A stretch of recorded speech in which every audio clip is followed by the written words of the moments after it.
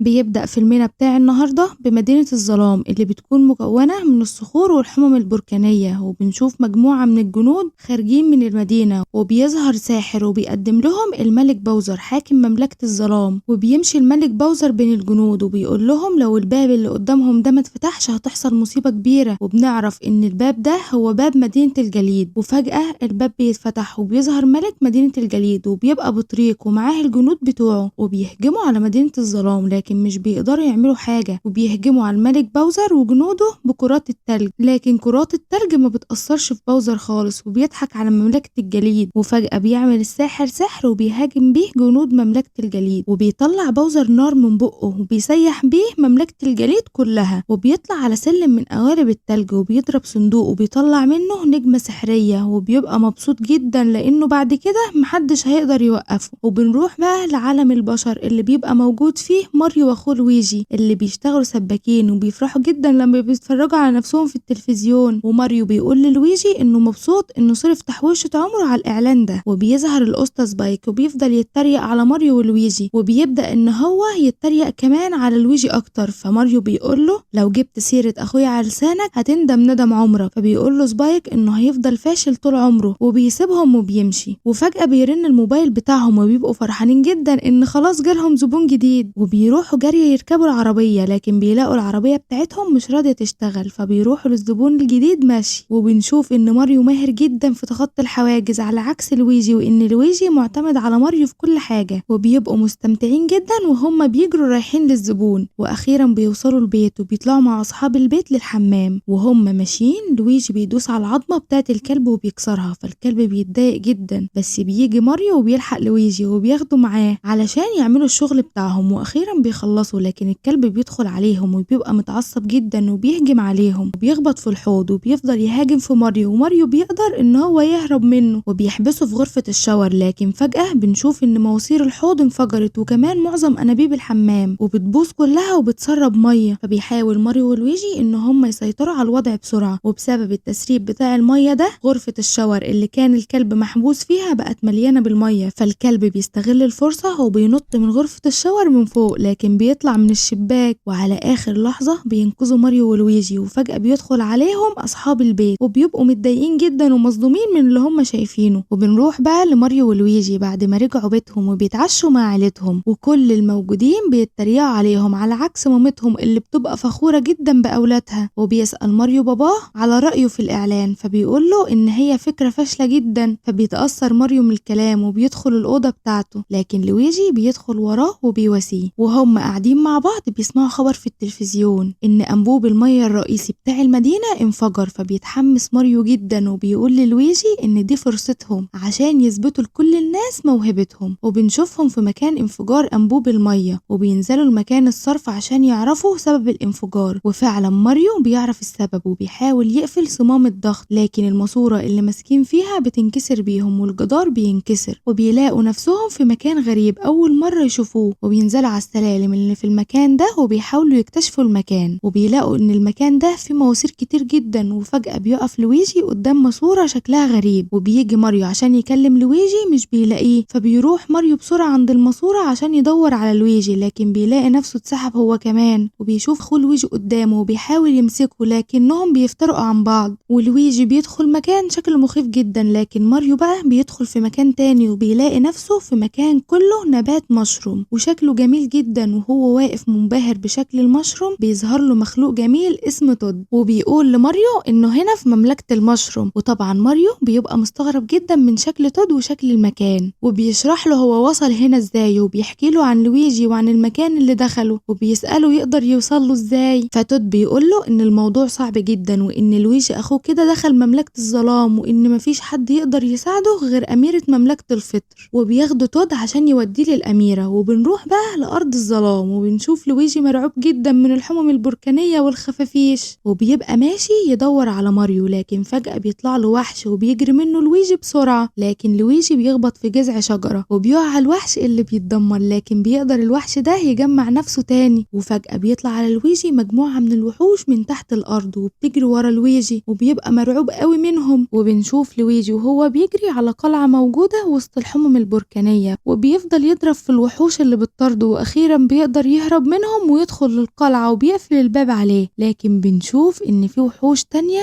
ظهرت ورا لويجي. وبنروح بقى لماريو اللي بيبقى مع تود بعد ما وصلوا لمدينة الفطر عشان يشوفوا الملكة، وبيبقى ماريو مستغرب جدا من المدينة ومن طريقة المشي والتنقل بتاعتهم، ورغم كل ده بيفضل ماشي ورا تود اللي بيبقى تعبه جدا لانه بيبقى ماشي بسرعة. فجأة بيدخلوا في انابيب وبتسحبهم وبتوديهم للقلعة، لكن الحراس بتوع القلعة بتمنعهم انهم يدخلوا للأميرة. فتود بيحاول ان هو يشتت الحراس وبيعمل لهم اكل، فبيدخل ماريو بسرعة للقلعة. وبنشوف بقى ان في اجتماع للمجلس المسؤول عن حماية مدينة المشروم، وبيبقوا بيتكلموا وبيقولوا ان باوزر بقى معاه النجم الخارق وانه هيدمر المدينة بتاعتهم. فبيخاف كل الموجودين، لكن فجأة بتظهر الأميرة وبتقول لهم ان هي هتقدر تنقذهم، وهتحاول كمان ان هي تقنع جيش الملك كونغ ان هم يتحدوا مع بعض ويحاربوا باوزر. وبتسيب الاجتماع وبتمشي، لكن فجأة بيظهر ماريو وبيشوف الأميرة وبيبقى منبهر بجمالها. الأميرة بتفرح جدا ان ماريو بشري زيها، وبتستغرب وبتسأله ايه المكان اللي وصلك لهنا. فبيحكي لها ماريو كل حاجة وبيقول لها انه محتاج مساعدتها عشان ينقذ اخوه لويجي. فبتبقى الأميرة زعلانة وبتقول له انها بس مسألة وقت وهيقبض باوزر على اخوه، وبتعرفه ان هي هتطلب المساعدة من جيش الملك كونغ وهتحارب باوزر. فماريو بيطلب منها ان هو يروح معاها، فبتقول له الأميرة انها موافقة لكن بشرط ان هو لازم يجتاز الاختبار اللي هي هتديهوله ده. وبيروحوا يقفوا في بلكونة وبتتحرك بيهم البلكونة وسط المية، وبنشوف صندوق كبير اللي بيتفكك على مراحل صعبة اي حد ان هو يجتازها. وبتقول الأميرة لماريو ان هو لو عايز يجي معاها لازم يوصل للعلم. وبتجري الأميرة وبتنطلق وبتقدر ان هي تجتاز كل المراحل رغم انها كانت صعبة جدا وخطرة، وبتقدر اخيرا ان هي توصل للعلم. فبينبهر ماريو جدا من الأميرة، وبتخبط الأميرة صندوق وبيخرج من الصندوق ده فطر الماريو وبتأكله له غصب عنه. فحجم ماريو بيكبر وبيبقى منبهر جدا بنفسه، وبينطلق ماريو علشان يجتاز المراحل الصعبة دي. وبينط ماريو بيقع في المية وبيتسحب جوه انبوب، وبيروح تاني للأميرة في البلكونة وبيكون حجمه رجع صغير تاني. فالأميرة بتديله فطر وبتعرفه ان هو كل ما يتخبط قدرة الفطر دي هتروح، لكن ماريو بيبقى عنده إصرار وبيجي تاني يوم وبيقرر ان هو هيكمل، وبيقدر ان هو يتخطى النبات والفطر والحواجز وبيقدر يتخطى الصواريخ. لكن فجأة قبل ما يوصل للعلم بتظهر نبته وبتاكله، لكن الأميرة بتواسيه وبتقوله انه شجاع جدا وهي فخورة بيه، وبتقوله انه صعب اي حد يجتاز الاختبار ده وانه يقدر يروح معاها لمملكة الظلام. وبنروح لمملكة الظلام تاني وبنشوف باوزر مع الجيش بتاعه وهم بيرقصوا فرحانين، وبيقول باوزر انه اخيرا النجم الخارق بقى معاه وبكده بقى يبقى اقوى حد في العالم. وبيقول لهم بقى انهم خلاص هيروحوا مملكة الفطر عشان يتجوز الأميرة بتاعتهم. فبيتصدم جنود باوزر وبيقولوا له ان الأميرة بتكرهه. فباوزر بيقول لهم ان هو هيقدم لها النجم الخارق لو اتجوزته، اما بقى لو رفضت الجواز منه فهو هيدمر لها المدينة بتاعتها دي كلها.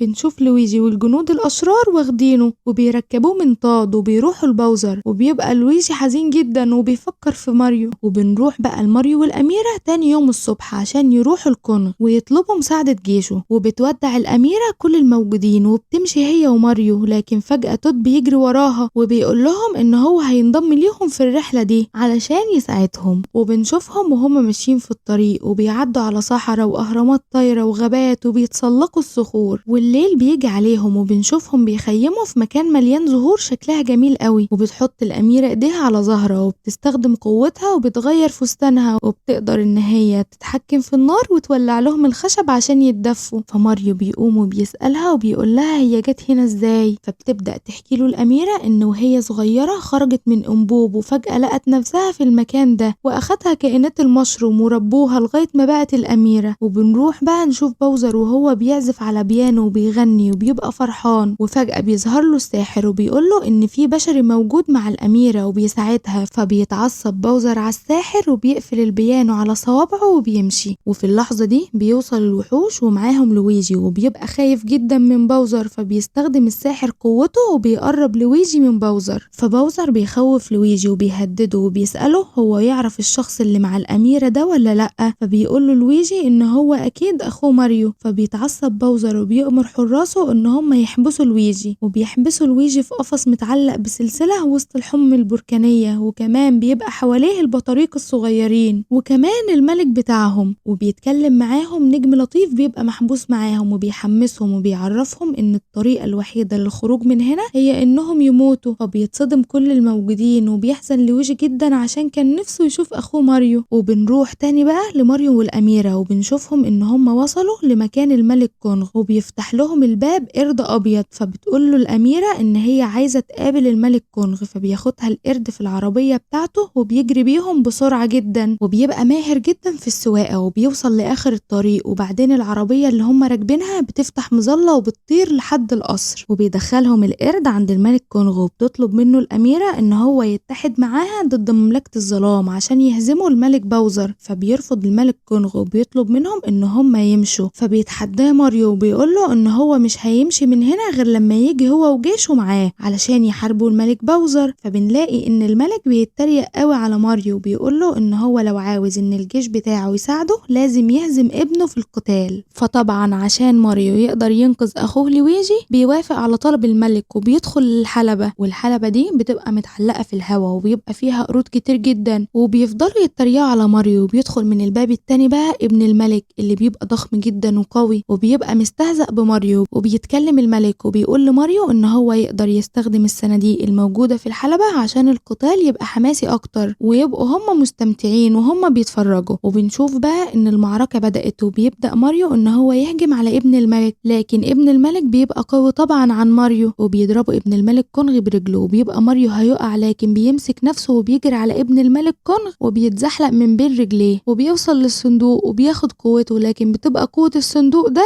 ان يبقى اصغر من حجمه. وبيمسكه ابن الملك وبيستهزأ بيه جدا وبيضربه بصباعه وبيخبط ماريو في الحيطة، وبعدين ماريو بيرجع لطبيعته تاني وبيجي ابن الملك كونغ يهجم على ماريو، لكن ماريو بيتفاداه وبيجري يتسلق حبل وبيلمس صندوق علشان ياخد قوته، والصندوق ده بيطلع زهرة لكن ابن الملك بيطفيها، وبنشوفه بيضرب في ماريو جامد قوي، لكن ماريو بيستحمل كل ده وبيرفض انه يستسلم خالص. فبيتعصب ابن الملك وبيضرب ماريو، من قوة الضربة دي بيطير ماريو لفوق في السماء، وفجأة بيبص ماريو الأميرة فبتشاور له على صندوق، فبيمسك ماريو في الصندوق وبياخد قوته وبيتحول لسونيك وبيبقى سريع جدا. فبيمسك ابن الملك برميل وبيرميه على ماريو، لكن ماريو بيمسك البرميل وبيضربه في ابن الملك وبيطير جامد في السماء وبينقض على ابن الملك كونغ وبيكسر بيه كل الحواجز وبيقدر ان هو ينتصر عليه، وكل الموجودين بيبقوا منبهرين جدا بقوة ماريو وبيحيوه. وبتبقى الأميرة مبسوطة من ماريو قوي وفخورة بيه لأن بكده الملك هيساعدهم ان هم يهزموا جيش باوزر. وبيجي الملك وبيقول للأميرة انهم لازم يوصلوا لمدينة المشروم الأول قبل ما باوزر يوصل لها، وهو عارف طريق مختصر وهيروحوا منه كلهم، وبيروحوا للمكان اللي بيصنعوا فيه عربيات القتال. بيبدأ ماريو والأميرة وكمان تود يصنعوا العربيات بتاعتهم، وكل واحد بيختار الحاجة اللي هو